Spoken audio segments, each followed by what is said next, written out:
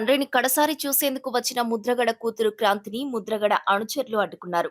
కుటుంబ సభ్యులు, బంధువుల సూచనలతో ప్రతిపాడు దగ్గర ఆమె కార్లను నిలిపివేశారు.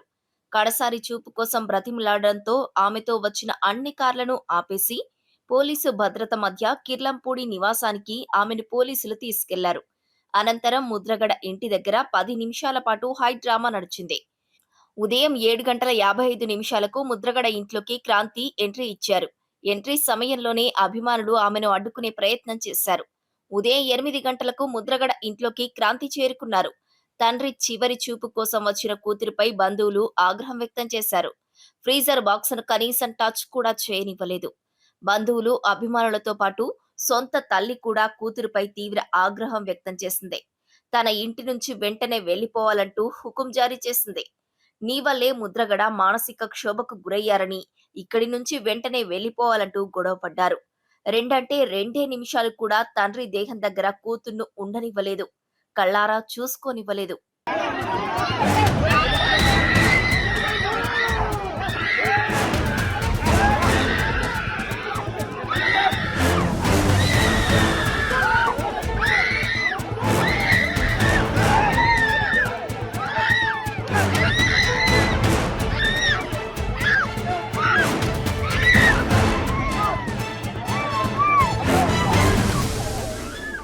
పరిస్థితి కంట్రోల్ తప్పుతుండడంతో పోలీసులు అలర్ట్ అయ్యారు. క్రాంతిని అక్కడి నుంచి తీసుకుని వెళ్లిపోయారు.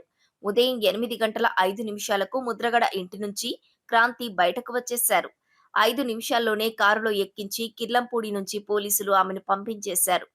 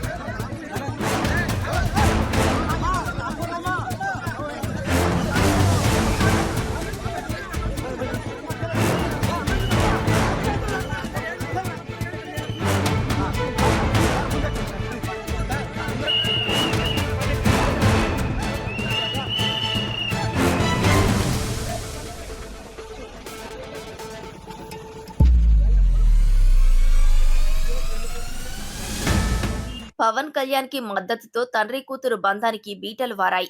కాపులకు నాయకుడిగా పవన్ ఉన్నారని గతంలో క్రాంతి చెప్పారు. తండ్రితో విభేదించి పవన్ తో తుని సభలో పాల్గొన్నారు. పవన్ ని పిఠాపురంలో ఓడించి తీరతానని శపథం చేసిన ముద్రగడ లేదంటే పేరు మార్చుకుంటానంటూ ప్రకటించారు. పవన్ గెలుపు తర్వాత తన పేరును పద్మనాభరెడ్డిగా మార్చుకున్నారు. అప్పటి నుంచి తండ్రి కూతుళ్ల మధ్య సయోధ్య లేదు. తాను చనిపోయినా కూతురు రావడానికి వీల్లేదని ముద్రగడ ముందే చెప్పారు.